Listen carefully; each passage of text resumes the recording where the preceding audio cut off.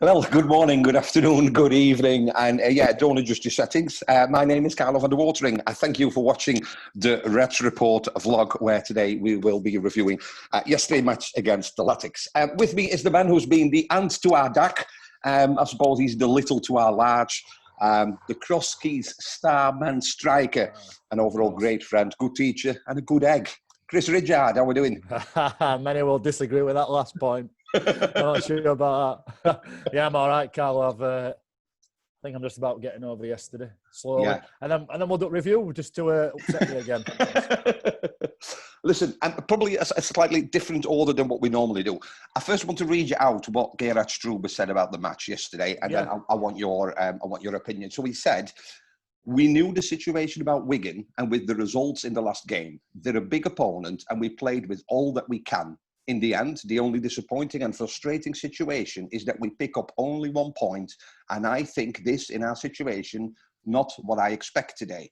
Sometimes we need a little luck, and we are unlucky in the situation with Elliott and at the beginning with Killy or Callum Styles.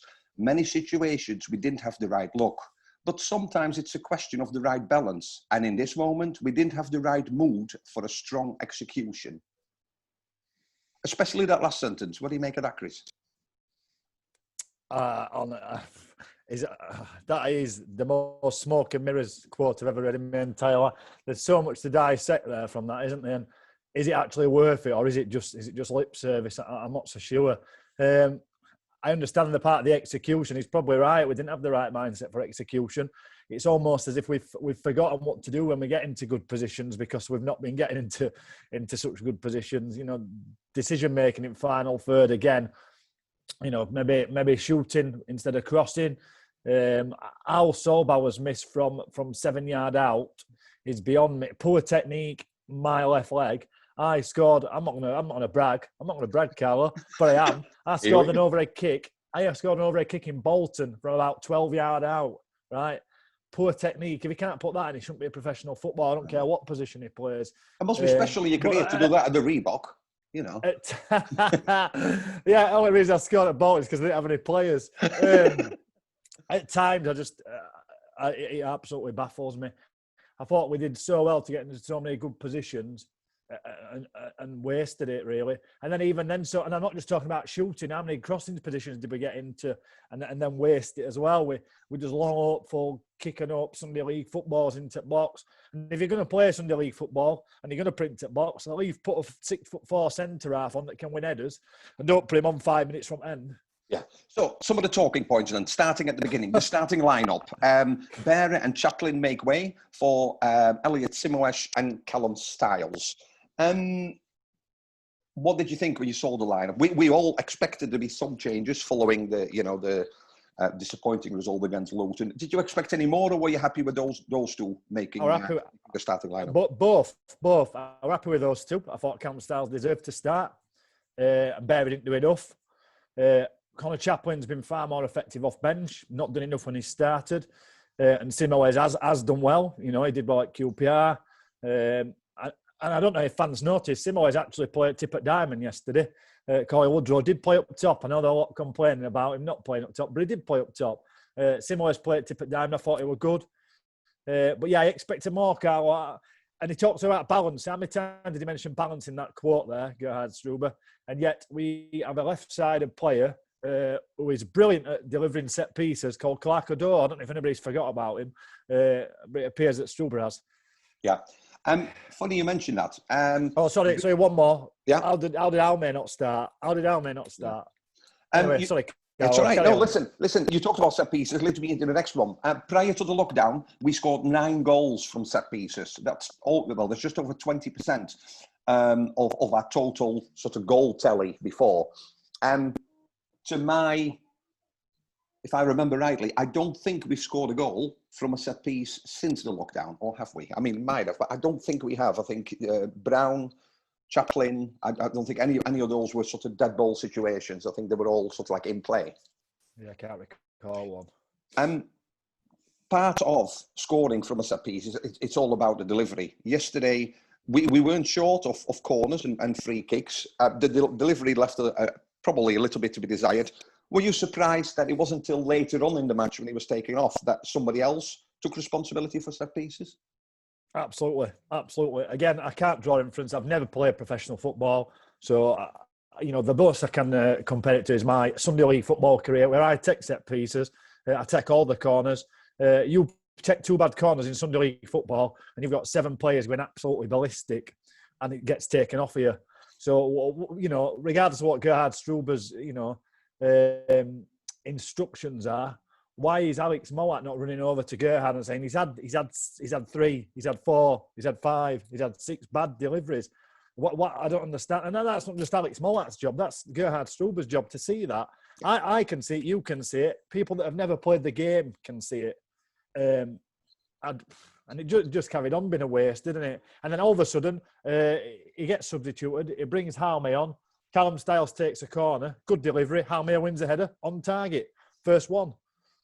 Well, proof is in the pudding, isn't it? But yeah, I suppose the biggest talking point, even today on social media, was the foul on Ludwig. Before we go into it, this was the same referee as refereed our home match against Blackburn, where he sent a player off, which was, in fairness, I thought, a soft sending off for the Blackburn player.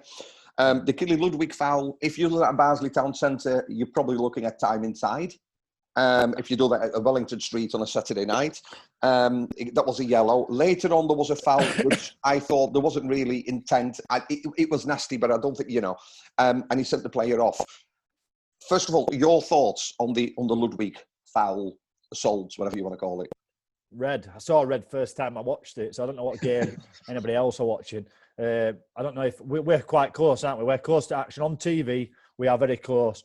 Obviously, Bobby Hassel and Matt had not seen it because they're probably 40, 50 yards away at that point from there.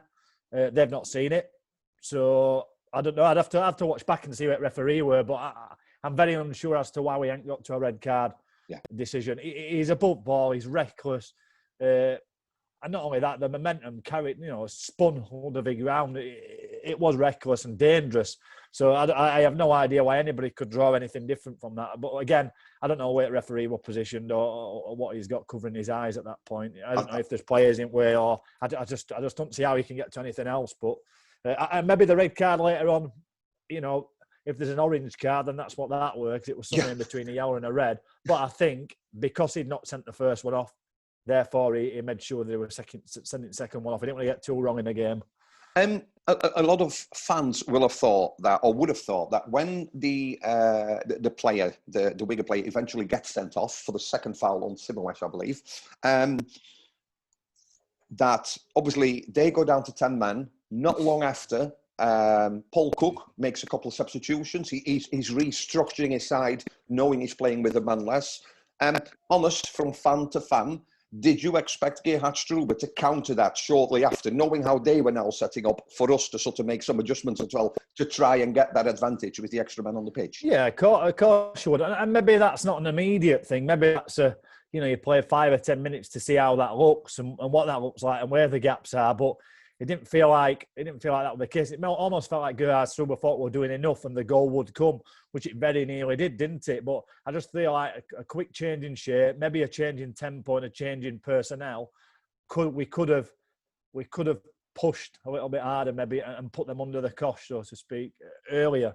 Yeah. But I spoke to BFC Stats last night and this morning, so thank you very much, Andy.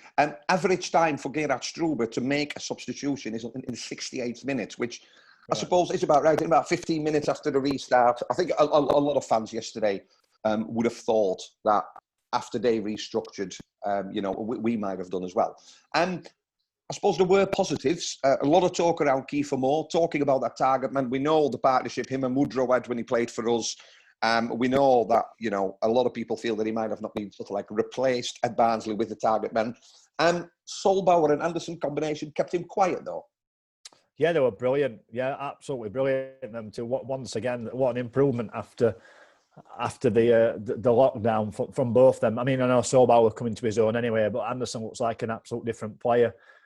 And it's funny because I've got a few friends that are Nottingham Forest fans, and they remember him. They always ask how Anderson's getting on, not ask about anybody else. They ask how Anderson's getting on because he's the player that sticks it out in their mind when we played away at Forest, and he kept grabbing quiet. I think Graben only probably had one or two chances, but he was brilliant. And then he disappeared. And then he's come back again, hasn't he, after the break, stronger, better than ever. And them two, we've got a real good partnership. We can keep that partnership again next season, regardless of what division we're in, League One. It don't matter. Yeah. I think they'll put us in good stead.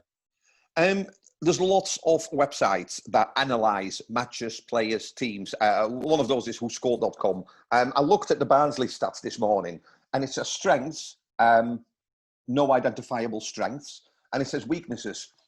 Keeping possession of the ball is weak. Aerial duels, weak. Defending counter-attack, weak. Defending set pieces, weak. Finishing scoring chances, very weak.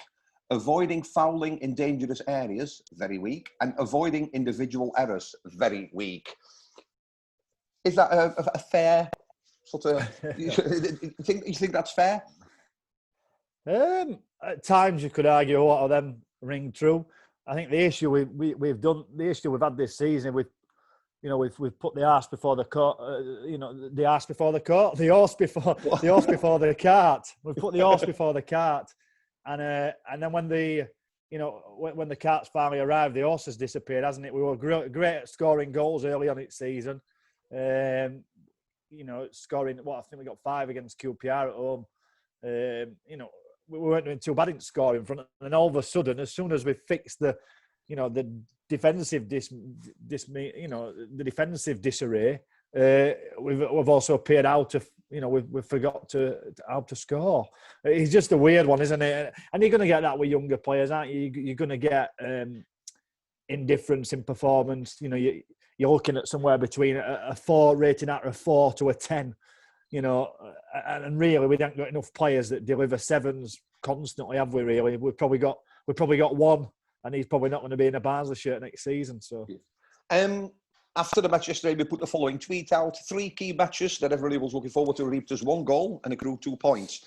Our next 3 matches against teams all in the top 5. Some will say it's a point, others will say what's the point, and we ask people for their reaction. So I'm just going to read some out, and I want your reaction to their reaction if you can. So first of all, will you read out who it is as well, Carl? Yes, for us? I will. Right? So first of all, is Dave Swallow at Swayze 16.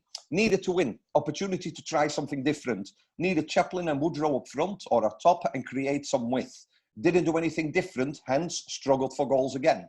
Majority of players just not up to championship level. The few that are will probably be sold. Can't argue with that, can you?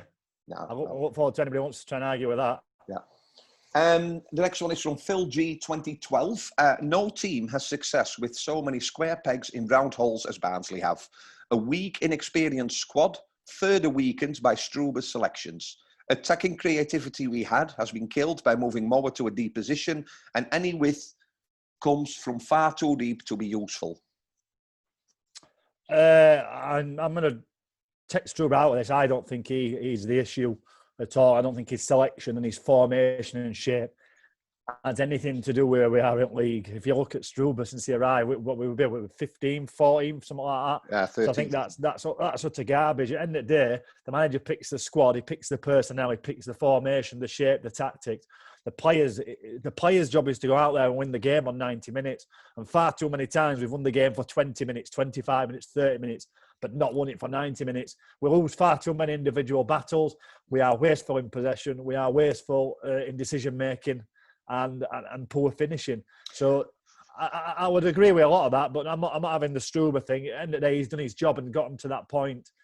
He got us to the point where after lockdown, we took 7 points out of his first 3 games. And it almost showing that the players can do it and they are capable. And then for whatever reason, we bottled it.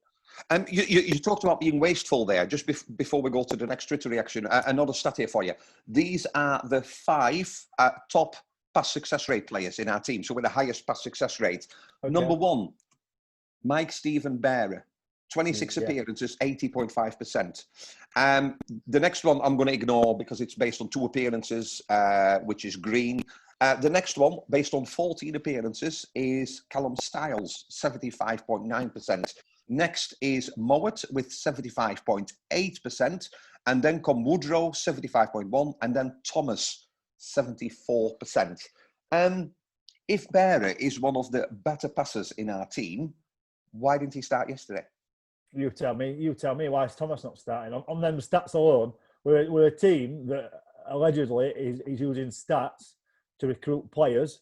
We've got Billy Bean allegedly associated with board, and yet we're not using stats. You've got Thomas there, very high up that, and he's aggressive in terms of how he attacks with the ball. He runs at players.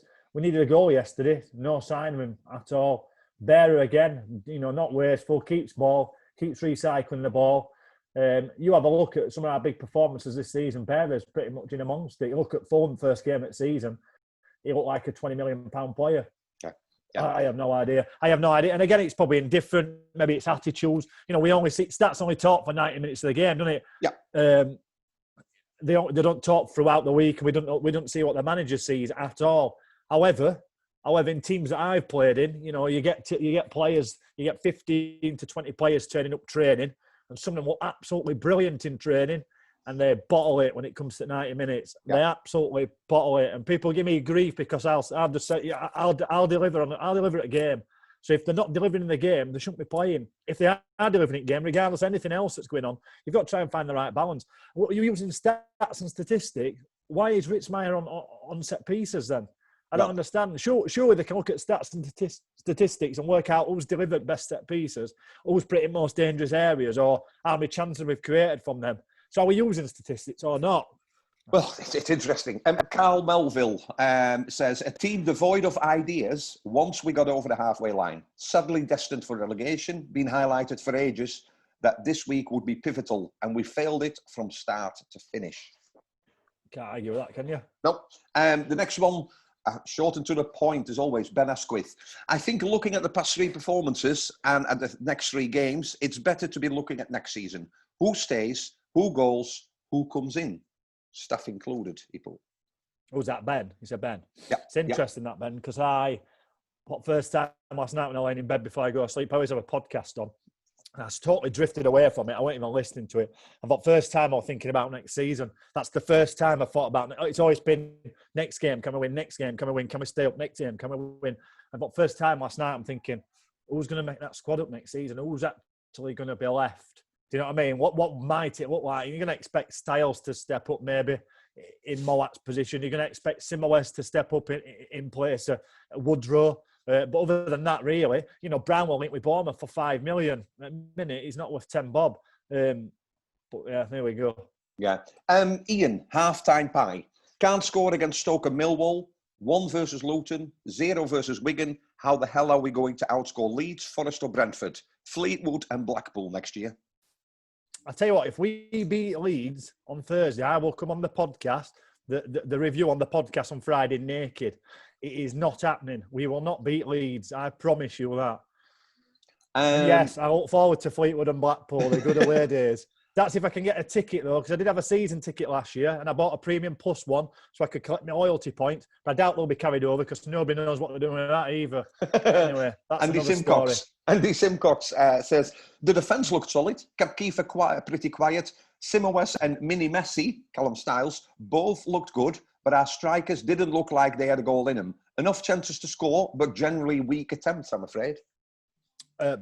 Nail on head, Andy. Yeah, spot on. Steve Andrews, Stevie 1965.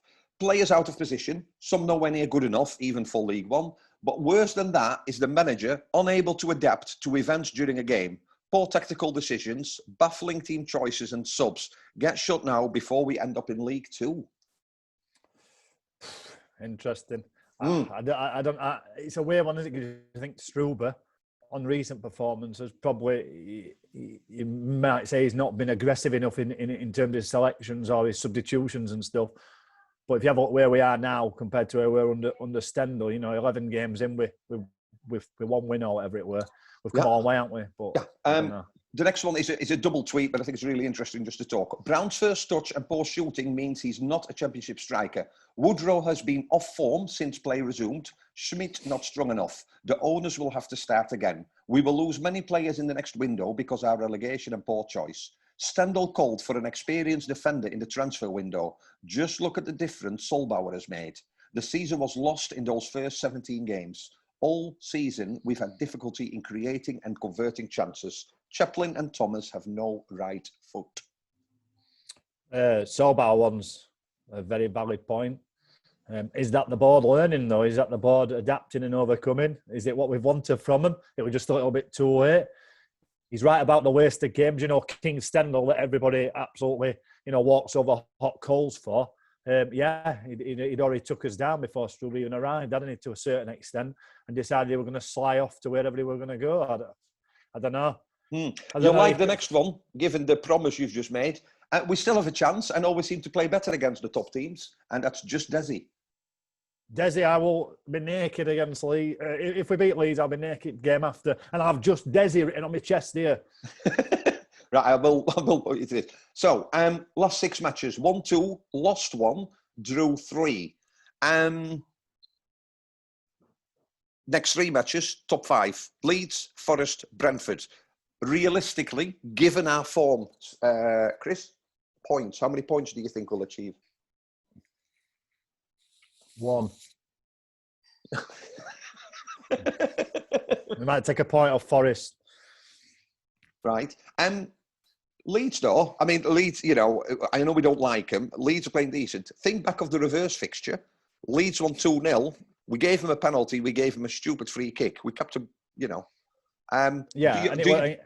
you honestly think it's over and done?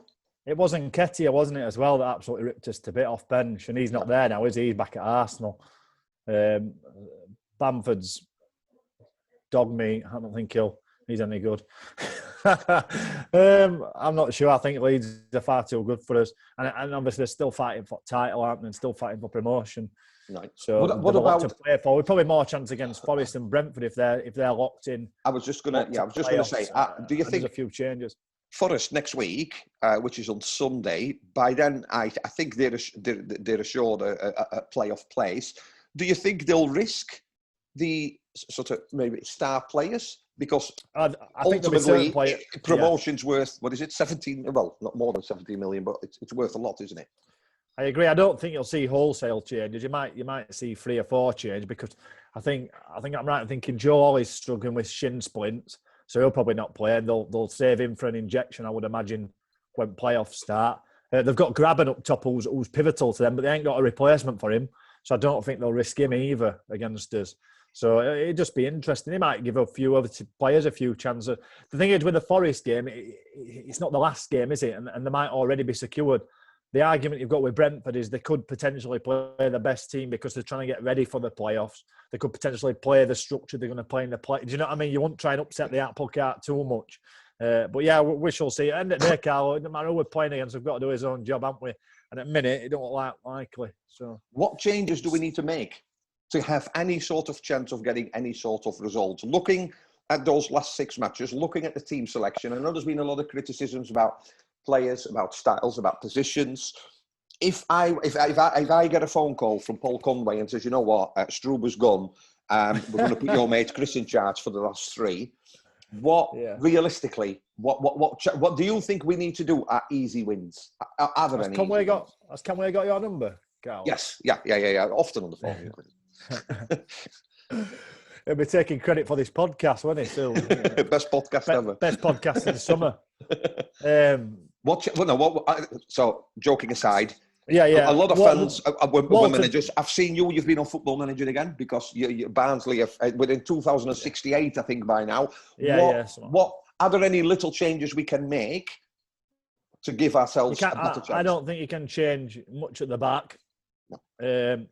I thought Styles played well yesterday, and he played at left wing back, which made Ritzmaier play in midfield, didn't he? So Ritzmaier for me won't get a game. He won't get a look in. I'm not sure you play at middle at part. You won't pick Odor over Ritzmaier at middle at part. You play Styles wide left, wouldn't you? So at left wing back. So I don't know. Maybe Thomas in for Ritzmaier. That's a possibility. Maybe Halme in for. Maybe Halme could. The issue is you could play Halme up front. If you're going to play long balls like we did yesterday for 25 minutes, why not play him?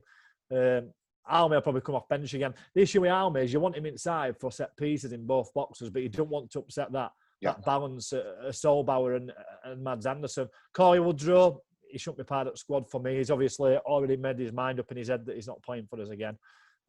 So I don't know. Maybe I'm being harsh. Maybe I'm a little bit upset. No. I think, and is the, obviously the Leeds match, Hal May is obviously ex-Leeds, isn't he? Mowat.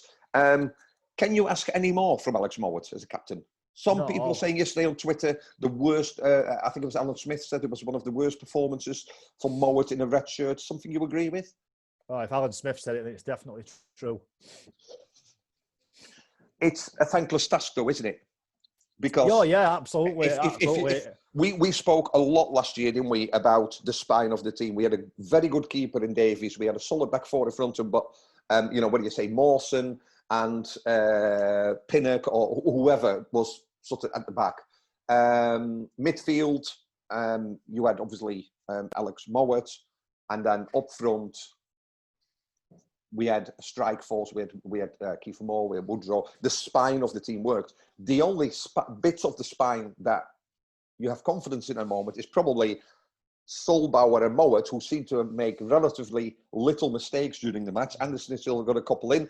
I mean, Jack Walton, we haven't talked about him, but, Jack Walton, unbelievable. What a player he's been since coming to the side. And it's a weird one, that, isn't it? Because Stendhal clearly didn't fancy him, which I never understood. He was brilliant when he came in last season for Davis. I interviewed Jack straight after promotion, and I said, sure you're going to be pushing for your shirt now?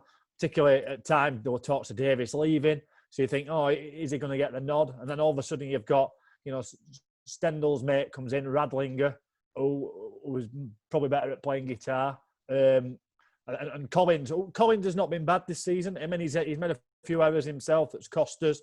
But for me, Walton's claimed that shirt, hasn't he? And I kind of feel sorry for Walton. I feel sorry for Mowat. Mowat's an absolute diamond, isn't he? In there, just works so hard, and he's not giving up, has he? Despite the dire situation, I mean, he's not giving up at all, and he deserves whatever he gets, really. Alex Mowat. Before we go and just sort of put everything in a couple of words, what happened yesterday. Quick word on McGeehan, because we've talked a lot about midfielders and Mowat, and rumour of a possible bid from Pompey to keep hold of Cameron McGeehan. Now, Cameron McGeehan is fourth in 41 appearances for the Reds, 75.8 passing percentage. We know that over the two legs for Pompey, I know he was the one that missed the penalty, but he was by far their standout player. And would you let him go? Or do you say, actually, League One, especially if Mowat might be on his way, that's somebody that could be a ready-made replacement? That depends who manager is next season. He don't suit this system that Struber plays, does he? He's an absolute clogger, and he can't shoot for toffee. So I don't know why he's taking penalties for Portsmouth. By the way, he couldn't score from an 8-yard out from Pontian. So I don't. No, to me, it depends who's in charge next season for Barnsley. If we're going to play 4-4-2, he's perfect. He fits in there, doesn't he? And he'd be a good player for us. Again, as he's already proven in League One for us before. If we're going to play some continental system, it might be a bit beyond him, and he's probably not the right man. Depends how much money they're offering for him as well. If it's close to $1 million, then I'll drive him to Pompey myself. Well, rumoured to be $750,000. Right, again, but I would assume that'll raise depending on appearances and if they get promoted and such like. I'm not sure. I think he was unlucky at Barnsley this season, wanted to a certain degree. Again, not fancied by certain managers. The thing is, questions like this are easily answered if we stay up. If we stay up, you can say, sending McGeehan out, right thing to do, weren't good enough. Selling Kiefer Moore, fine, weren't an issue. We made a good profit on it. All of them questions go, don't they? Because you've stayed up and they're not an issue. Yeah. The issue you've got now is you didn't stay up. So you start questioning everything. Was it the right decision? Yeah. I don't know. It's above my pay grade, Carlo. A friend of the show, Lee, mate of mine, sent in a CD cover that he designed last night. And it says, In Too Deep, Barnsley FC. And it includes the hits I Love a Diamond by Gerhardt, Let Me In, Bambo, Simply the Best, Conway, No Clue, Marcel, and the number one smash hit, Gerhardt, I'm a Striker by Corley. Is that an album you'd be interested in buying? That is very, very harsh from your friend Lee. In Too Deep's good though, I like that. Original one, some 41. I think we've just made the cover for the podcast today, Carlo.